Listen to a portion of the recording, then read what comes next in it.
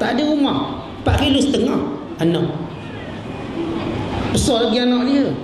Kerana rezeki Tuhan yang buat, Tuhan yang berikan pada anak-anak ini. Tiba-tiba bila kita besar, kita bimbang rezeki kita, bimbang, takut. Walau masa kecil saudara, kita lihat budak-budak masa kecil, anak-anak seumur 2 tahun, 3 tahun, agak-agak dia bimbang tak rezeki dia. Tak, dia cari berlari, tengok air pahit dia minum, berlari tengok air orang dia minum, kenyang je dia. Kerana rezeki memang Tuhan jamin. Allah menjamin rezeki kita. Sepatutnya kita tak perlu bimbang sampai mengabaikan perintah Allah. Ada orang sampai abai perintah Allah. Ustaz, saya bimbang kalau tutup aurat kena pecah. Tutup aurat kena pecah. Saya bimbang kalau semayang kena turun pangkat. Saya bimbang Ustaz kalau saya tunjuk agama sikit, barangkali saya tak dapat jadi manager. Kenapa bimbang sangat rezeki? Allah yang beri. Ada satu cerita bila seorang anak murid Uwais Qarani. Uwais Qarani suruh dia pergi berdakwah ke bumi Syam. Anak murid dia. Dia tuan guru, saya nak ke mana? Fa'auma ila Syam, pergi Syam. Dalam anak murid dia kata, tuan guru, kaifal ma'isyah? Bagaimana saya nak cari makan? Ke tempat tu bukan keluarga saya, tak ada orang saya kenal, tak ada. Nak cari makan macam mana? Kata Uwais Qarani, rupa-rupanya hati kamu ada syak dengan Allah. Dan hati yang ada syak dengan Allah, fama tanfa'uha mau'izah, dia tak akan dapat manfaat daripada peringatan orang soleh. So kalau kita duduk dengan orang soleh, kita diajar yakin pada rezeki Allah. Tapi bukan kita diajar menganggur, goyang kaki, tidak. Bekerja tetap bekerja, tetapi kita diajar hati kita tidak bimbang. Ada rezeki ada, saudara, jangan bimbang. Kita patut buat kerja je. Rezeki Tuhan jamin. Tak perlu kita pentes, tak perlu kita cantas orang nak naik pangkat, tak perlu. Itu orang tak percaya pada Tuhan. Kita kerja ikut amanah, komitmen, ditakdirkan Allah kita naik pangkat, naiklah kita. Kalau tak naik, tak apa, kita redha. Ini lebih baik untuk kita. Ni ada orang sebab dia tak yakin benda tu, dia sanggup cantas orang, menipu, mengampu, rasuah, macam-macam lah nak naik. Tapi naik dia dalam keadaan rapuh, jiwanya tak pernah rasa tenang. Orang beriman dia ajar rezeki, kita yakin. Apa kita buat, kita usaha. Maka yang lain kita letak keyakinan pada Allah. Anak-anak kita, kita jaga berdasarkan ilmu, kekuatan kita ada. Lebihnya kita serah pada Allah. Memang anak saya akan jadi ulama, atau anak saya jadi sekian-sekian, saya serah pada Allah. Tapi sekadar kemampuan saya ada, saya akan gunakan. Tak perlu kita letak kebimbangan sangat sampai kita dah menabung untuk anak kita masuk universiti. Anak belum tentu masuk universiti, sampai jadi kedekut. Ustaz, duit ada tapi tak boleh nak derma sebab saya nak bagi anak saya masuk universiti. Anak umur 2 tahun setengah baru, dia fikir lagi 18 tahun. Ada setengah bapak dah beli rumah. Saya dah beli rumah untuk anak saya 6 orang, Ustaz, dah beli semua. Bimbangnya dia, takut rumah nanti mahal, Ustaz. Tu kita tolong anak kita, tak kita tolong dia jadi bodoh sikit. So rezeki anak-anak kita lain pada rezeki kita. Bahkan kita kalau kadang-kadang tengok mak-mak kita dulu, mereka dalam bab rezeki jauh lebih yakin. Mereka hanya cari untuk kehidupan keluarga. Mereka tak fikir, kamu nak jadi apa, jadilah. Aku dah bagi ilmu untuk suka kamu lah nak jadi apa. Sebab kita tak tahu anak kita akan hidup kat mana. Barangkali anak saudara sudah beli rumah, senang dia duduk dekat dengan mak, beli sebelah. Anak kita mau stouting kat Amerika. Dan dia belajar sana tu duduk Amerika, dia belajar sana tu duduk kat Mesir misalnya. Ada sahabat saya duduk kat Mesir, tak nak balik. Mak dah buat rumah, tanah siap semua, tak nak balik. 40 tahun duduk kat Mesir. Anak dia tahu dia cakap Melayu. Saya pergi, ada lagi ingat aku dah balik, ada lagi tak nak balik. Kata balik buat apa kat Malaysia, bukan boleh buat kerja. Dia kata Malaysia tak ada kerja pula. Kita orang Malaysia kata nolong orang negara tak ada kerja. Orang sana kata kita tak ada kerja, tempat Malaysia. So luar biasa percaturan Allah, maha suci Allah terhadap rezeki-rezeki manusia, supaya kita yakin. Kan itu hidup kita atas dunia, saudara, belajarlah berjalan dan lihat kebesaran Allah. Lihat bila tsunami berlaku, apa guna kekuatan manusia, apa guna kekayaan manusia, apa guna pangkat manusia, apa guna kerajaan yang ada. Semuanya tunduk di bawah kuasa Allah. Tuhan ambil sekejap je 400,000. Sekejap je 400,000. Tsunami tu bukan berlaku 5 jam, bukan berlaku sehari semalam. Hanya beberapa jam 400,000 nyawa dia ambil. Itu yang orang kira, orang tak kira. Lihat kuasa Allah. Saudara, kalau begitu hebat kuasa Allah, kita yang kerdil ni Tuhan nak ambil nyawa bila-bila masa. Maka jangan kita lalai dari Allah. Tengah kita duduk macam ni pun Tuhan boleh ambil nyawa.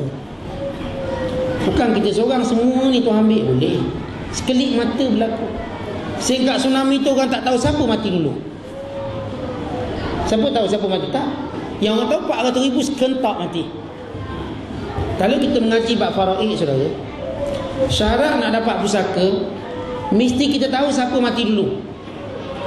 Sekiranya dalam kemalangan jalan raya ada 3 orang. Ada 3 orang. Dia mati. Serentak mati. Ketiga-tiga ini tidak boleh mewarisi antara satu sama lain. Tapi kalau 2 orang mati, seorang ICU, yang ICU ni boleh warisi yang 2 orang mati tu. Kalau orang tu ayah dia, orang yang ada, mesti tahu siapa mati dulu. Syarat nak melayakkan orang tu dapat pusaka.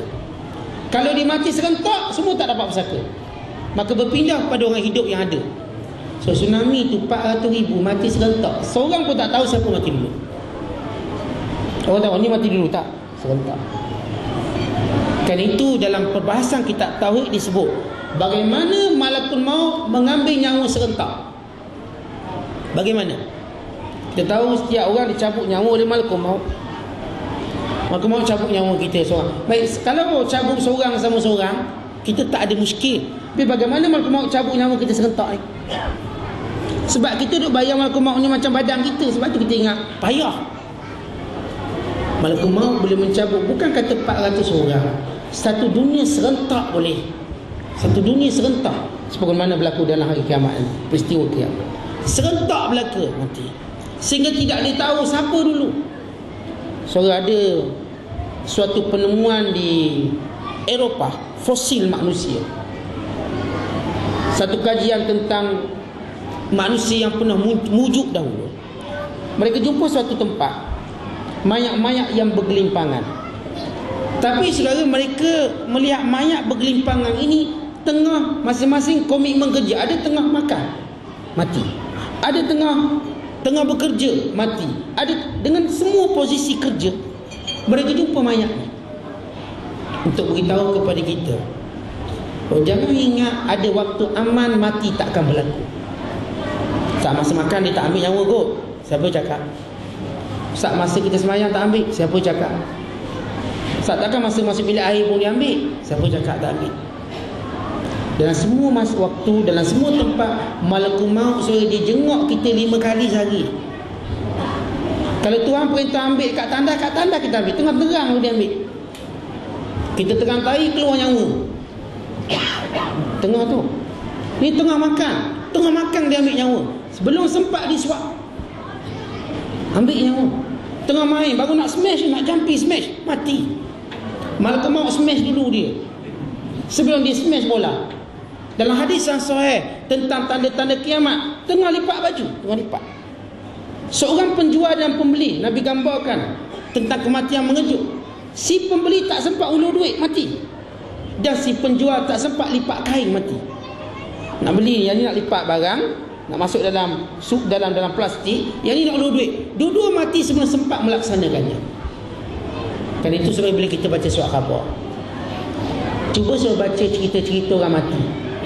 Mati ketika menunggang. Ada tu mati tengah tukar tayar kereta. Saya baca satu berita, bengkel dia kat sini, dia tengah tukar tayar kereta, ada satu kereta ambil selekor, tercabut tayar, bergolek kena atas dada dia, mati. Tak ada kena-mengena langsung. Yang driver tu tak mati. Dia ambil selekor, tayar tercabut. Tayar tu bergolek, pergi kena betul-betul dekat orang yang sedang tukar tayar tu, mekanik. Kena atas dada dia, mati. Suara tayar tu malakul maut dia. Yang kita dengar berita kat Desaru. Tenang ombak. 2 orang turun mandi, tiba-tiba ombak tu datang ambil dia je. Ambil dia je, yang lain tak ambil.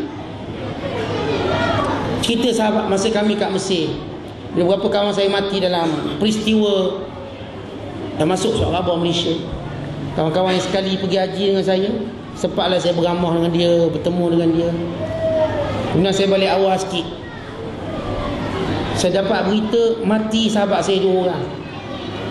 So saya jumpa kawan saya ni, macam mana kejadian dia. Dia kata, tengah kami buat usrah, bincang tentang kita balik Malaysia, kita nak dakwah macam mana.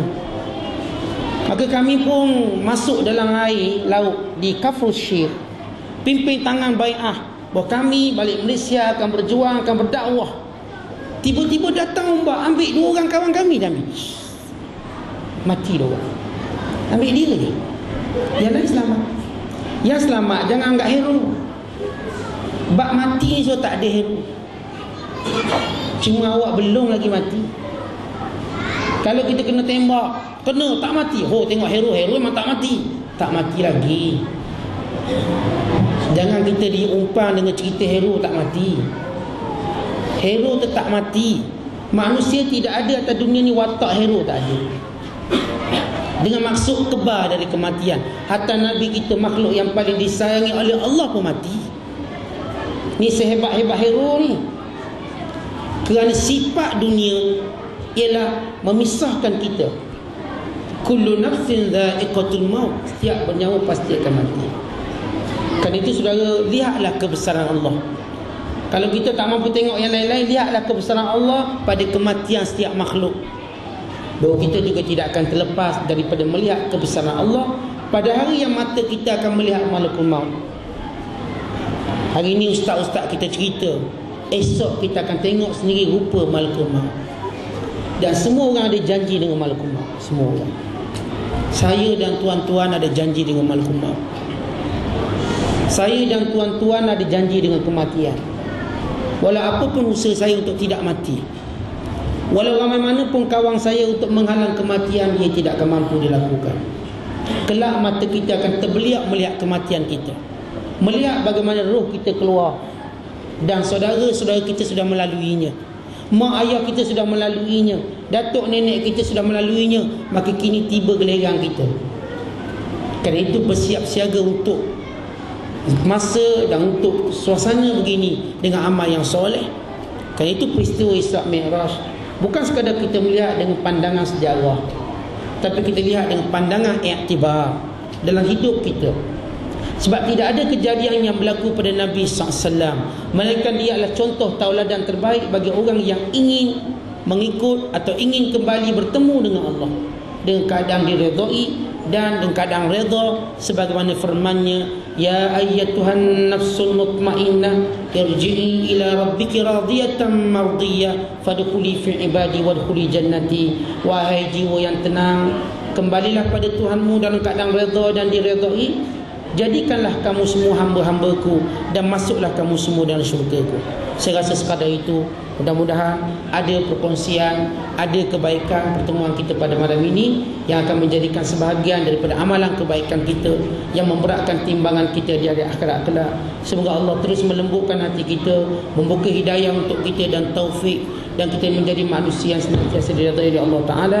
Apa yang baik datang dari Allah, yang lemah datang dari diri saya sendiri. Saya sudah ini, wabillahi taufik wal hidayah. Wassalamualaikum warahmatullahi wabarakatuh.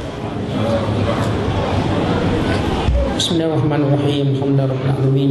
Wassalatu wassalamu ala rasulil amin wa ala alihi washabbihi ajma'in. Allahumma ati nufusana taqwaha wa zakkiha anta khairu man zakkaha anta waliyuha wa maulaha. Allahumma alif baina qulubina wa aslih dhata bainina. Allahumma tawaffana muslimin wa alhiqna bis salihin. Allahumma khtim lana bi husnil khatimah wa la takhtim alaina bis su'il khatimah. Rabbana atina fid dunya hasanah wa fil akhirati hasanah wa qina adzabannar. Walhamdulillahirabbil alamin.